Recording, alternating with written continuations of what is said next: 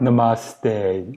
Just back from my afternoon stroll, and that's when I ruminate and I come up with some topics, and whether or not I'll give a video depends on very much on what happens on my walk.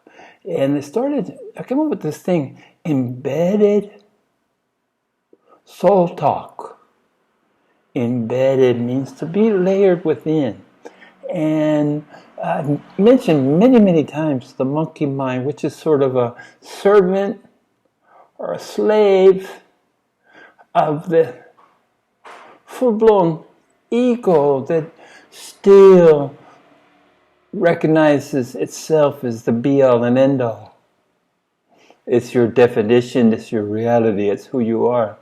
And, we talk all the time about we gotta kill the ego has to die. I've kind of revisited that because I've decided that much like monkey talk, which was a chatter that I finally gave up my Rinzai Zen practicing in the goal of having a clear and silent mind. My misinterpretation, as it turns out, but anyway, be that as it may. 33 years of Rinzai Zen, of rigorous training and sitting straight and discipline and, being pretty grumpy, not really enjoying life, not smiling much. And the monkey mind, I learned that to ignore it. Sometimes it's very entertaining. Sometimes I just laugh at it, just laugh at myself. That's how you need to learn how to laugh. You got to laugh at yourself because you're just the funniest creature walking God's green earth. If you think your ego has any grasp on anything. But what I noticed first that got me thinking in this vein was that I noticed that personality persists. I'm sure Buddha had a personality, Christ had a personality, awakened master that Adyashanti has a personality. Sadhguru, whoever it is, has a personality. And it seems to me that the ego is what supports the personality. They have to have some kind of link. So it becomes, the ego, I've decided it becomes subconscious, much as the heartbeat, or breathing, or the organs working. The miracle of keeping the form alive. The ego plays a part in this. And it's relegated to this lower realms of subconscious. And meanwhile, I had either ignored, been entertained, or quieted the monkey mind. And then I started thinking today on my walks, I said, hey, what if I could use this monkey mind? What if I could put it to work? Because if I know one thing, your mind on all levels is eager to please, like a little dog. Thank you, mister. Thank you, mister. And the ego, it's been a cheerleader. Cheering on your desires and your goals and your wants and your accomplishments and all the things that the egoic structure tells you are worthwhile, your wealth, your influence, your power. All the things that really mean nothing, but your ego supports this and encourages and cheers it on. So I began thinking okay, I've pretty much, the monkey mind is there, like I said, never went away. But what if I started working on a way to make it more useful? Not only so that I could ignore it, or be entertained. How about supporting my spiritual journey? Wouldn't it be something if you could get your monkey mind? This is what I meant by embedded. To incorporate this to your soul talk. And been listening to the Heart Sutra a lot, and that is kind of the impetus probably for this is attributable to listening so much to the Heart Sutra. My whole walk is, I listen to an explanation, a history, I listen to an English version, and then I listen to the Sanskrit version. And this takes up most of my walking time. So let's embed this soul talk. Pick a mantra. Pick something that by repetitive behavior becomes second nature. And I begin using my monkey mind just today. Aha!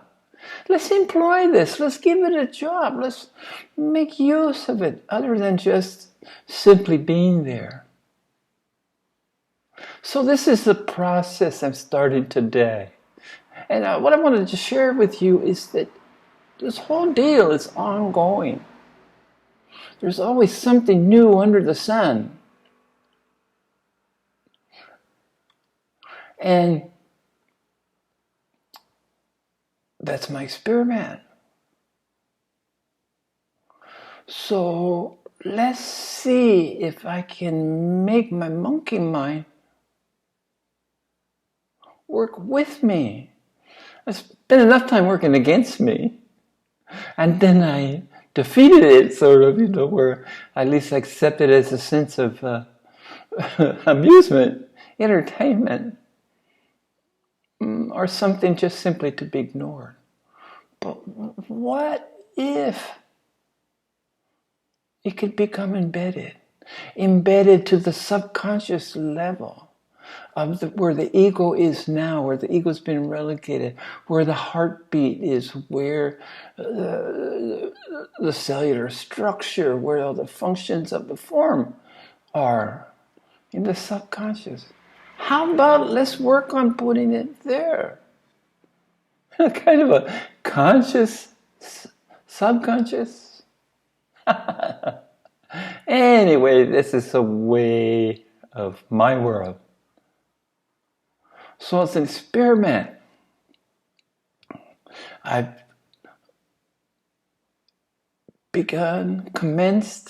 started a new experiment. And it's embedding subliminal soul talk. And I think for me, as I'm working on the heart chakra, it's so important, the green of the heart chakra, as being a jhana yogi, that focus on the mind, the intellect, that at the price maybe of the heart. And rediscovering the heart, kind of a bhakti yoga. I try to do my seva, my service, and my service. This is my ashram. This is my dojo, my Zen dojo, my house my abode. So I can look at my daily, even cooking or cleaning, or even something as mundane as cleaning the kitty litter and taking care of my 2 cats. This is seva. Service without expectation of rewards. Bhakti. And kind of a little bit karma yoga because there's activity. Karma yoga means activity. And my walk is definitely my karma yoga because I'm certainly immersed in, if not outright meditation, then continually my intellectual sorting, stashing, storing, and focusing. Another thing I want to mention is when I heard the monkey mind, too much of the monkey mind, maybe it gets under my skin. Sometimes that's still possible. It can happen sometimes, but not very often. And that's a reminder for me that I need to go sit for formal meditation. I meditate 24/7, but I do need to sit and formally meditate for a couple hours. Used to be every day, and now it's when I hear the monkey mind too much. But now I got a new use for the monkey mind. And I'll let you know as I progress and what's the progress of this latest endeavor. So what I want to stress here, the purpose of this is not only sharing revelations that's the last 10, 12 videos I've done. That's what I've focused on, is things that have come up in my life. This ongoing continuity, never-ending journey. And I just encourage you to maybe use whatever works for you, a similar process, or something else entirely, or a whole other way of looking at it. You know, for me, nothing really became whole and complete, even after my initial abiding awakening. My experience of coming in as a red Buddha from the root chakra, the red of the root chakra, the grounding and the energy, and needed to burn the karma, needed to incinerate the ego, to reduce the energy needed to reduce the ego from conscious to subconscious. That takes energy. Everything takes energy. So it's with this in mind that then the red Buddha, and then coming back to learning to smile and the compassion and embracing everyone with a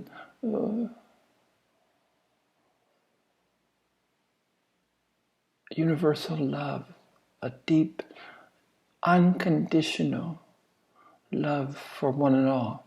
And then I told you about, now I have to reduce to trying to embrace every individual with the same amount of intensity that I'm able to embrace the faceless hordes.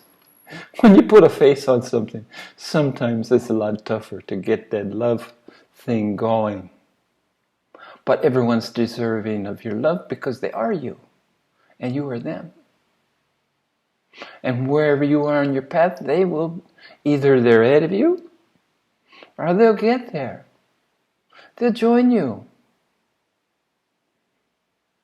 in embracing the eternal, the oneness, the wholeness, the allness, the isness. So, don't waste time. Although you're never going to run out.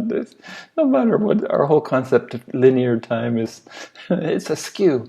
It's all wrong. There's nothing but time. And time, there isn't any time at all. Both at the same time. But I was going to tell you that everything didn't really all the pieces didn't fit until Advaita Vedanta the last couple years. I told you I had the non-dualism experience, the reconciliation of diametrically opposed concepts. Love, hate, tall, short, and happy, sad. But Advaita Vedanta helped me to understand more about the ego, that it's not killing the ego, but it's relegating to an unconscious level where it's a tool to help you function, to sustain the form. And this really brought home something, because, there's so much out there about killing the ego and stopping the ego, and the ego's the enemy, and just like the mind, stop the mind, and the mind thinking is an enemy. And yet, it was my source of salvation, ultimately, of reunion, of waking up, of remembering the forgotten. It was a mental process, intellectual. taking information, converting it to knowledge, and then refining it like an alchemist of old, through sound, a lot of times, to wisdom. And I'm wise enough to know that that's enough for today. So keep at it, keep smiling, and love to one and all.